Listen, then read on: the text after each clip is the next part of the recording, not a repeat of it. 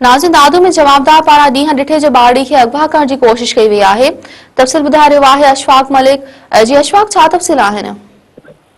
जी बिल्कुल, मां तव्हांखे ॿुधाईंदो हलां त ए सेक्शन थाणे जी हद सब्ज़ी मंडी वारे इलाइक़े में पाठा मेड़ींदड़ जेको आहे जवाबदार, उन 2 सालनि जी नंढड़ी आहे अफशाह, उनखे जेको आहे मुबैना तौर पाशके में विझी अगवा करे वञी रहियो हो त इलाइक़े वासियुनि उनखे ॾिसी वरितो ऐं इलाइक़े वासियुनि पारां उन जवाबदार खे गिरफ़्तार करे ऐं जेका 2 सालनि जी नंढड़ी हुई उनखे बाज़ियाब करायो आहे। मां तव्हांखे इहो ॿुधाईंदो हलां त अहिड़ो इतला A section Thane ji police खे ॾिनो वियो। पुलिस वाक़े वारे हंधि पहुची ऐं उन जेको गिरफ़्तार थियल जवाबदार हो उहो पुलिस हवाले कयो वियो, जंहिंखे पुलिस ए सेक्शन थाणे ते मुंतक़िल कयो आहे। इलाइक़े वासियुनि जो चवणु आहे त इहो जवाबदार जेको आहे उहो पाठा मेण जे बहाने जेका 2 सालनि जी नंढड़ी उनखे अगवा करे खणी वञी रहियो त जिन सां नंढड़ी सां जेके गॾु रांदि कंदड़ ॿार हुआ उन्हनि दाऊं कयूं ऐं पोइ असां हुन जवाबदार खे पकड़ोसीं ऐं हुनजे पाटके मां नंढड़ी खे कढियोसीं।